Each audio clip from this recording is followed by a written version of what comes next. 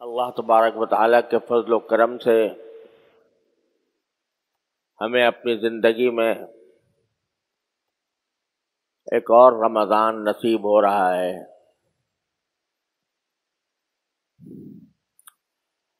اللہ جل جلالہ نے اپنے بندوں پر کرم فرمانے کے مختلف عنوانات رکھے ہیں، اور یہ رمضان المبارک بھی اللہ جل جلالہ کے کرم کا ایک عظیم عنوان ہے۔ اور اس رمضان کا اپنی زندگی میں حاصل ہو جانا، یہ بھی اللہ تبارک و تعالیٰ کی ایک ایسی نوازش ہے کہ اس پر اس کا جتنا شکر ادا کیا جائے کم ہے۔ آپ ذرا سوچیں کہ پچھلے سال رمضان میں یا اس سے پہلے سال رمضان میں کتنے ہمارے اعزاء اقربا، دوست احباب، ملنے جلنے والے رمضان المبارک کی ان عبادتوں میں ہمارے ساتھ شریک تھے، نمازوں میں، روزوں میں اور دوسرے عبادات میں ہمارے ساتھ شریک تھے، لیکن آج وہ دنیا میں موجود نہیں رہے اور رمضان المبارک کی ساعتوں سے فیضیاب ہونے کا موقع ان کے لیے ختم ہو گیا۔ لہذا جب رمضان المبارک ہم پر سایہ فگن ہو تو سب سے پہلی چیز اور سب سے پہلا کام جو ہم پر واجب ہوتا ہے وہ اللہ جل جلالہ کا شکر ہے۔ یا اللہ، آپ کا فضل و کرم ہے، آپ کا شکر ہے کہ آپ نے یہ مبارک مہینہ ہمیں اپنی زندگی میں عطا فرما دیا، اور اس بات کا موقع فراہم فرمایا کہ اس مہینے کے اندر ہم اپنے گناہوں کی بخشش کا سامان کر لیں، اور جس مقصد کے لیے اللہ جل جلالہ نے یہ مہینہ مقرر فرمایا اور جن کاموں کی اس میں ہم کو ہدایت عطا فرمائی، اللہ تبارک و تعالیٰ نے کے فضل و کرم سے وہ ہماری زندگی کا ایک اہم سرمایہ ہے۔ اللہ تعالیٰ اس سے ہمیں صحیح فائدہ اٹھانے کی توفیق عطا فرمائے۔ اصل میں دیکھا جائے تو صبح سے لے کر شام تک کے جتنے اوقات ہوتے ہیں وہ سارے سال میں ہر روز ایک جیسے ہیں۔ سورج نکلتا ہے، بڑھتا ہے، دھوپ ہو جاتی ہے، شام ہوتی ہے، سورج غروب ہو جاتا ہے، رات آ جاتی ہے۔ یہ سلسلہ 12 مہینے جاری رہتا ہے، اور دن کے اعتبار سے اگر دیکھا جائے تو رمضان کا دن اور شعبان کا دن اپنی ظاہری حالت کے اعتبار سے یکساں ہیں۔ وہی سورج نکل رہا ہے، وہی غروب ہو رہا ہے، وہی دھوپ آ رہی ہے، وہی رات آ رہی ہے۔ یہ سارے ظاہری حالات کے اعتبار سے سب برابر نظر آتے ہیں، لیکن اللہ جل جلالہ بعض مرتبہ اپنے غافل بندوں کو اپنی طرف متوجہ فرمانے کے لیے اور رجوع الی اللہ کا ایک موقع فراہم کرنے کے لیے کسی خاص دن کو، کسی خاص مہینے کو، کسی خاص عشرے کو اپنی طرف منسوب فرما لیتے ہیں، نسبت عطا فرما دیتے ہیں کہ یہ میرا مہینہ ہے، یہ میرا دن ہے، یہ میری رحمتوں کا دن ہے، یہ میری برکتوں کا دن ہے، یہ میری برکتوں کا عشرہ ہے، یہ میری برکتوں کا مہینہ ہے۔ تو اس نسبت کی وجہ سے اس جگہ میں یا اس زمانے میں اللہ تبارک و تعالیٰ کے فضل و کرم سے ایک خاص تقدس پیدا ہو جاتا ہے اور اللہ تعالیٰ کی رحمتیں اور برکتوں کا ایک نزول اس میں عام دنوں سے زیادہ ہوتا ہے۔ جیسے آپ نے دیکھا کہ بیت اللہ شریف ہے، اگر ظاہری اعتبار سے دیکھو تو عمارت ہے، وہ بھی پتھر میں کی عمارت ہے، اس کے اندر بھی ویسے ہی پتھر لگے ہوئے ہیں، ویسے ہی سیمنٹ لگا ہوا ہے جس طرح عام عمارتوں کے اندر ہوتا ہے۔ لیکن جب اللہ تعالیٰ نے فرما دیا یہ میرا گھر ہے، اپنی طرف اس کو نسبت عطا فرما دی، یہ میرا گھر ہے، تو وہ اگرچہ کچا اگر دیکھا جائے، پلاسٹر بھی نہیں ہے، رنگ بھی نہیں ہے، لیکن اپنی طرف نسبت فرما دینے کی وجہ سے اس کا حال ایسا ہو گیا کہ ساری دنیا کے مسلمان پروانوں کی طرح اس کی طرف جاتے ہیں، اس کا تصور کر کے ایک کیف محسوس کرتے ہیں، اس کے تصور سے دل میں ایک تقدس کی پھواریں پڑنے لگتی ہیں۔ اسی طرح یہ رمضان ہے، مہینہ تو عام جیسا ہے، صبح شام ویسے ہی جیسے گزر رہے ہوں گے، لیکن اللہ جل جلالہ نے یہ فرما دیا کہ یہ میرا مہینہ ہے، اپنی طرف نسبت فرما دی، تو اس کے تقدس میں، اس کی برکتوں میں، اس کے لطف میں، اس کے کیف میں کہیں سے کہیں اضافہ ہو گیا۔ کیوں فرماتے ہیں یہ نسبت کہ یہ میرا مہینہ ہے؟ یہ اس لیے فرماتے ہیں کہ ہم لوگ اپنی 11 مہینوں کی زندگی میں اپنے دنیا کے کام دھندوں میں، صبح شام کی مصروفیتوں میں اتنے محو رہتے ہیں کہ براہ راست اللہ تبارک و تعالیٰ کے ساتھ تعلق کرنے کے جو کام ہیں وہ پیچھے رہ جاتے ہیں۔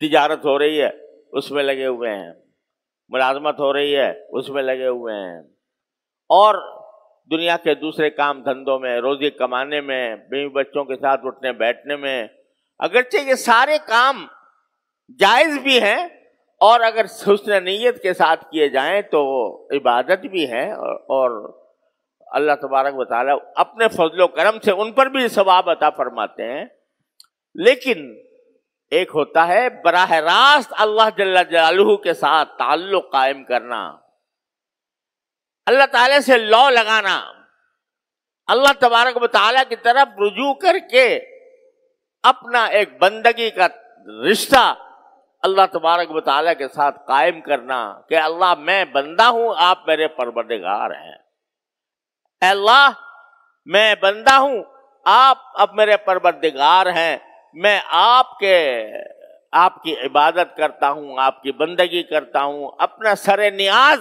آپ کی درگاہ پر، آپ کی بارگاہ میں جھکاتا ہوں اور اپنی پیشانی آپ کے بارگاہ میں ٹیکتا ہوں، اپنی عاجزی کا اظہار کرتے ہوئے، اپنے تذلل کا اظہار کرتے ہوئے باری تعالیٰ کی بارگاہ میں حاضری۔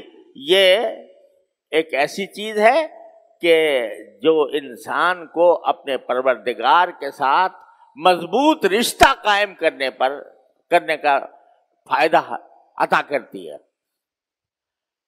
ساری دینی دوڑ دھوپ میں کہہ رہا ہوں، دینی دوڑ دھوپ یعنی جتنی بھی عبادتیں ہیں، علم حاصل کرنا ہے، بعض کی مجلس میں جانا ہے، معلومات دین کی فراہم کرنا ہے اور دین کے احکام سمجھنا ہے، یہ ساری دینی دوڑ دھوپ، اس کا جو اصل مقصد ہے وہ کیا ہے کہ بندے کا اپنے اللہ کے ساتھ رشتہ قوی ہو جائے، یہ ہے مقصود۔ قوی ہونے کے کیا معنی ہے کہ میں اپنے پروردگار کو ہر وقت اپنے پروردگار سے جڑا رہوں، جب مجھے کوئی حاجت درپیش ہو میں اپنے پروردگار سے مانگوں، یا اللہ میری یہ حاجت درپیش ہے، اپنے فضل و کرم سے میری حاجت پوری فرما دیجیے۔ جو انعامات اکرامات اللہ تبارک و تعالیٰ کی طرف سے مجھ پر ہو رہے ہیں تو میں اس کے اوپر شکر ادا کرتا رہوں، اے اللہ اپنے فضل و کرم میں آپ نے مجھے نعمت عطا فرما دی، اے اللہ آپ کا فضل و کرم ہے کہ آپ نے مجھے دنیا اور آخرت کے فلاں کاموں میں مجھے کامیابی عطا فرمائی، اے اللہ مجھے فلاں چیز کی ضرورت ہے، میں آپ سے مانگنا چاہتا ہوں، اللہ جل جلالہ کے ساتھ تعلق اور اس کے ساتھ رشتہ کبھی ہو جائے، یہ ہے ساری دینی دوڑ دھوپ کا حاصل. اور یہ کبھی کرنے کے لیے یہ زمانہ آیا ہے، رمضان کا مہینہ، کہ ایسا لگتا ہے جیسے باری تعالیٰ فرما رہے ہیں کہ اے میرے بندو، غافل بندو، کہاں بھاگے جا رہے ہو؟ تھوڑے دیر کے لیے میرے پاس آ جاؤ اور میری بارگاہ میں حاضر ہو جاؤ. اپنے اور کام دھندے تھوڑے سے ملتوی کر دو، ان میں کمی کر دو، ضرورت کی حد تک رکھو، لیکن اس مہینے کے اندر مجھ سے تعلق جوڑ لو، مجھ سے تعلق کبھی کر لو، مضبوط کر لو. یہ ہے پیغام رمضان کا. اس لیے اس پیغام کو سمجھنے، بات یہ نہیں ہے کہ صرف روزہ رکھ لیا اور تراویح پڑھ لی، گرتے پڑتے تراویح پڑھ لی، دل چاہ رہا ہے نہیں چاہ رہا ہے، سستی ہو رہی ہے لیکن پڑھ لی. بات صرف اتنی نہیں ہے. بات کیا ہے؟ یا ایھا الذین آمنوا کتب علیکم الصیام کما کتب علی الذین من قبلکم لعلکم تتقون. تمہارے پر روزے اس لیے فرض کیے گئے ہیں اے اللہ کے بندو، روزے اس لیے فرض کیے گئے ہیں لعلکم تتقون، تاکہ تمہارے اندر تقوی پیدا ہو. روزے کا اصل مقصد کیا ہے؟ کہ بندے کے اندر تقوی پیدا کرنا. تقوی کیسے پیدا ہوتا ہے؟ کہ آدمی روزے میں اگر یہ سوچے، یہ سب سوچنے کی باتیں ہیں، اپنے دلوں میں بٹھانے کی باتیں ہیں کہ جب رمضان میں روزہ رکھے ہوئے ہے، الحمدللہ اللہ تعالیٰ کا فضل و کرم ہے، بڑی نعمت ہے کہ روزے کی اللہ نے توفیق عطا فرمائی. تو مگر یہ سوچے کہ میں کیوں کھانے نہیں کھا رہا، کیوں پانی نہیں پی رہا، بھوک لگی ہوئی ہے مگر نہیں کھاؤں گا، پیاس لگی ہوئی ہے اور گھر میں ٹھنڈا پانی موجود ہے، کوئی دیکھنے والا بھی نہیں ہے لیکن اس پیاس کو میں ٹھنڈے پانی سے نہیں بجھاؤں گا. کیوں نہیں بجھاؤں گا؟ اس لیے نہیں بجھاؤں گا کہ میرے رب نے، میرے پروردگار نے مجھے منع کیا ہے. ثم اتم الصیام الی اللیل، یہ فرمایا کہ رات آنے تک، یعنی شام مغرب تک تم کھانے پینے سے باز رہو، نہیں کھاؤ نہیں پیو. اب دیکھو جتنے روزے دار بیٹھے ہیں اللہ تعالیٰ کے فضل و کرم سے، روزے دار بیٹھے ہیں، کیوں نہیں کھا رہے، کیوں نہیں پی رہے؟ اس لیے کہ ان کے پروردگار نے منع کر دیا ہے، مت کھانا مت پینا. تو بھوک لگی ہوئی ہو، پیاس کی شدت سے حلق میں کانٹے پڑ رہے ہوں، لیکن مجھے اگر صحیح معنی میں مسلمان آدمی ہے، اس کو کہا 1,00,000 روپے لے لے اور روزہ توڑ دے، توڑے گا؟ کیسے ہی گیا مسلمان ہو، لیکن اس کو کوئی پیشکش کرے کہ 1,00,000 روپے لے کے روزہ توڑ دے، نہیں توڑے گا. کیوں نہیں توڑے گا؟ اس لیے کہ کہتا میں اللہ کا بندہ ہوں، اللہ نے مجھے اپنے فضل و کرم سے یہ نعمت عطا فرمائی ہے کہ مجھے بھوکا پیاسا رکھ رہے ہیں. اس لیے رکھ رہے ہیں تاکہ وہاں جا کر جو مجھے پلائیں گے، وہاں جا کر جو کھلائیں گے، اس آخرت کے اندر پہنچنے کے بعد وہ اس کے آگے یہ دنیا کا کھانا، دنیا کا پانی ہیچ در ہیچ ہے. اس واسطے میں نہیں توڑوں گا. یہ کیا ہے جو تمہیں توڑنے سے باز رکھ رہا ہے؟ یہ تقویٰ ہے. یہ تقویٰ ہے کہ میرے اللہ تبارک و تعالیٰ نے مجھے روک دیا، میں نہیں رکوں گا، میں روزہ توڑنے والا نہیں ہوں. یہ تقویٰ اللہ تبارک و تعالیٰ کی تقویٰ کی مشق کرا رہے ہیں، اور تقویٰ کی مشق کرا کے یہ دل میں بٹھانا چاہتے ہیں کہ تم اللہ کے بندے ہو، اور بندے کا کام یہ ہے کہ جو آقا جو حکم دے دے وہ یہ دیکھے بغیر کہ اس میں مصلحت کیا ہے، اس میں حکمت کیا ہے، اس میں فائدہ کیا ہے، بندے کا کام یہ ہے کہ اس کو بجا لائے. خواہ تکلیف لگ رہی، تکلیف ہو رہی ہو، خواہ پریشانی ہو رہی ہو، لیکن میرے پروردگار نے مجھے یہ فرمایا میں یہ کام کر کے رہوں گا، اور جس چیز سے اس نے روکا ہے اس سے رک کے رہوں گا۔ یہ مشق کرائی جانی مقصود ہے اس رمضان کے مہینے کے اندر ہم سے اور آپ سے، تقویٰ کی مشق۔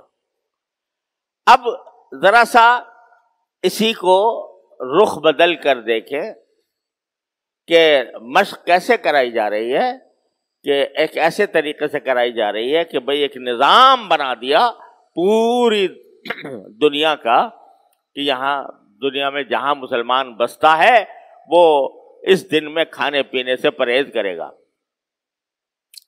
اب بھائی یہ بھی ذرا سے سوچنے کی بات ہے کہ ہم کھانا جو تھا وہ کوئی حرام کام تھا، حلال تھا؟ یا ایھا الرسول کلوا من الطیبات واعملوا صالحا، اللہ تعالیٰ نے فرمایا جو پاکیزہ چیزیں میں نے تمہارے لیے پیدا کی ہیں اس کو کھاؤ آرام سے، اللہ کے شکر ادا کرو کھا کر۔ کوئی حرام تھا؟ نہیں۔ پانی پینا حرام تھا؟ نہیں، لیکن تم نے اللہ کی خاطر، اللہ کے حکم کی خاطر پانی پینا چھوڑ دیا، کھانا کھانا چھوڑ دیا، یہ سب چھوڑ دیا، تو جو چیز پہلے ہی سے حرام تھی، رمضان سے پہلے ہی سے حرام تھی، وہ اگر نہ چھوڑی تو یہ کیسا روزہ ہوا؟ جھوٹ حرام تھا کہ نہیں؟ چاہے رمضان ہو یا غیر رمضان ہو، جھوٹ حرام تھا۔ اگر کھانا پینا جو حلال تھا وہ تو چھوڑ دیا، لیکن جھوٹ جو حرام تھا وہ نہ چھوڑا، تو یہ عجیب بات ہو گئی کہ بھئی یہ ایک طرف تو کہہ رہے ہو کہ میرے مالک نے کہا ہے کہ کھانا چھوڑ دو اس لیے چھوڑ رہا ہوں، لیکن دوسری طرف مالک نے یہ بھی تو کہا ہے کہ جھوٹ نہ بولنا، وہ نہیں چھوڑتے، اور مالک نے یہ بھی تو کہا ہے کہ غیبت نہ کرنا، وہ نہیں چھوڑتے۔ تو یہ کیا بات ہوئی کہ حلال چیزیں تو چھوڑ دیں اور جو حرام چیزیں تھیں وہ نہ چھوڑی، جھوٹ بولنا نہ چھوڑا، غیبت کرنا نہ چھوڑا، آنکھوں کا غلط استعمال نہ چھوڑا، دوسروں کے سامنے زبان درازی اور دوسروں کو دل سے ستانا یہ نہ چھوڑا، تو بھائی یہ کیا بات ہو گئی کہ حلال چیزیں تو چھوڑ دی اللہ کے کہنے پر، اور جو حرام چیزیں تھیں وہ اللہ تعالیٰ کے کہنے پر نہ چھوڑی؟ تو یہ تو کوئی مزیدار روزہ نہ ہوا، یہ تو ایک ظاہری روزہ ہو گیا، لیکن تم نے اگر وہ کام نہ چھوڑے تو تربیت تو یہ دینی مقصود ہے تقویٰ کی کہ اللہ کا حکم جس چیز سے منع کر دے اس چیز سے رک جاؤ، یہ تربیت دینی مقصود ہے تقویٰ کی۔ تو اس لیے اس مہینے میں صرف اگر کھانا پینا ہی نہیں چھوڑنا، جھوٹ بولنا بھی چھوڑنا ہے، دھوکہ دینا بھی چھوڑنا ہے، غیبت کرنی بھی چھوڑنی ہے، دوسرے کو ستانا بھی چھوڑنا ہے، بلند آواز سے بول کر کسی کا دل دکھانا بھی چھوڑنا ہے، اور جتنے ایسے کام ہیں جو انسان کو تکلیف پہنچانے والے ہیں وہ بھی چھوڑنے ہیں۔ بیچارہ ایک روزہ دار آ گیا تمہارے پاس کوئی چیز خریدنے کے لیے، تم کو میں اس کی کھال کھینچ کے اور پھر روزہ رکھوں گا، تو اس کو گرا فروشی تم نے رمضان کے اندر شروع کر دی، تو یہ کوئی روزے کی حقیقت تم نے نہ سمجھے۔ لعلکم تتقون، تقویٰ کے لیے پیدا یہ مہینہ لایا گیا ہے، لہذا اس سے چھوڑو۔ یہاں تک کہ رسول کریم سرور دو عالم صلی اللہ علیہ وسلم نے فرمایا کہ اگر اس مہینے کے اندر کوئی تم سے لڑائی جھگڑا کرنا بھی چاہے، لڑائی جھگڑے پر آمادہ ہو جائے اور تمہارے سے کوئی لڑائی جھگڑا کرنا چاہے تو کہہ دو بھائی میرا روزہ ہے، یعنی میں تمہاری اس لڑائی جھگڑے میں شریک نہیں ہونا چاہتا، میں فریق نہیں بننا چاہتا، میرا تو روزہ ہے۔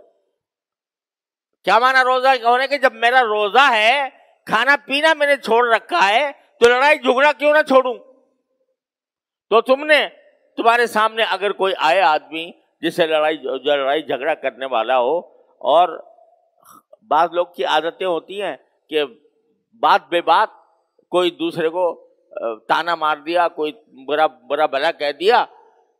اب آپ اگر اس کے جواب دہی پر آمادہ ہو جائیں، اس میں حدود سے بعض اوقات تجاوز ہو جائے، تو روزے کی جو حقیقت ہے وہ حاصل نہ ہوئی. لہذا رسول کریم سرور عالم صلی اللہ علیہ وسلم فرماتے ہیں کہ اگر کوئی جھگڑنے والا تم سے جھگڑا بھی کرنا چاہے تو کہہ دو کہ میرا روزہ ہے. کیا مانا؟ کہ وہ گالیاں دے رہا ہے، وہ برا بھلا کہہ رہا ہے، وہ غصہ ہو رہا ہے، کہ تو بھائی میرا روزہ ہے. نہ میں گالی دوں گا، گالی کے جواب گالی سے دوں گا، نہ تمہارے جھگڑے میں شریک ہوں گا، نہ تمہارا کوئی جواب دوں گا. میرا جواب صرف اتنا ہے کہ میرا روزہ ہے. میں تمہارے ساتھ الجھنا ہی نہیں چاہتا. بات ختم ہو گئی. تو اس لیے یہ تقویٰ کا جو روزے کا جو اصل مقصود ہے قرآن کریم نے بیان فرمایا وہ یہ ہے کہ تمہیں تقویٰ حاصل ہو. تقویٰ اسی وقت حاصل ہوگا جب کھانے پینا چھوڑنے کے ساتھ تم اپنے ناجائز کام جتنے بھی ہیں، چاہے وہ ایسے کام ہو جو جن کے تعلق زبان سے ہے، چاہے ایسے کام ہو جن کے تعلق نگاہ سے ہے. نگاہ کو محفوظ رکھو، زبان کو محفوظ رکھو، کانوں کو محفوظ رکھو، اور اس طرح روزہ گزارو تو تمہارے تقویٰ کی منزل انشاءاللہ حاصل ہو جائے گی. بس یہ طے کر لیا جائے کہ رمضان کے مہینے میں میری زبان سے کوئی بات غلط نہیں نکلے گی، خاموش رہوں گا، حتی الامکان خاموش رہوں گا، اور میری نگاہ کبھی کسی غیر محرم پر یا اس کی تصویر پر نہیں پڑے گی. ایک مصیبت آ گئی ہے، یہ موبائل کا ہر ایک کے ہاتھ میں ہے، بچے کے ہاتھ میں ہے، اور جو گناہ کبھی کہیں جا کر کیے جاتے تھے اپنے گھر کے اندر خلوت کے اندر کیے جا رہے ہیں. ارے بھائی کم از کم رمضان کے اندر تو کم از کم اس سے اپنے آپ کو بچا لو اور نگاہ کی حفاظت کرو. اگر کھانا پینا چھوڑ دیا اور آنکھوں سے گناہ کماتے رہے، زبان سے گناہ کماتے رہے، تو رمضان کا فائدہ کیا ہوا؟ لہذا اللہ تعالی ہمیں اس پر عمل کی توفیق عطا فرمائے کہ جس طرح ہم کھانا پینا چھوڑے ہوئے ہیں اسی طرح ہر طرح کے گناہ بھی چھوڑے ہوئے ہوں، زبان کے بھی اور آنکھ کے بھی اور کان کے بھی، ہاتھ پاؤں کے بھی، ہر طرح کے گناہ ہم نے چھوڑے ہوئے ہوں. تو انشاءاللہ اس طرح رمضان گزرے گا تو رسول کریم صلی اللہ علیہ وسلم کی طرف سے خوشخبری سن لو. رسول کریم صلی اللہ علیہ وسلم نے خوشخبری دی کہ من سلم لہ رمضان سلمت لہ السنہ. جس کا رمضان سلامتی سے گزر گیا تو انشاءاللہ اس کا سال بھی سلامتی کے ساتھ گزرے گا. یہ ایک روایت میں نبی کریم صلی اللہ علیہ وسلم کے الفاظ منقول ہیں. تو اگر اللہ تبارک و تعالی ہمارا رمضان اس طرح گزار دے کہ گناہوں سے خالی ہو تو انشاءاللہ سال بھی اللہ کی رحمت سے امید ہے کہ گناہوں سے خالی ہوگا. اللہ تبارک و تعالی اپنے فضل و کرم سے اپنی رحمت سے ہمیں اس پر عمل کرنے کی توفیق عطا فرمائے. وآخر دعوانا الحمدللہ رب العالمین.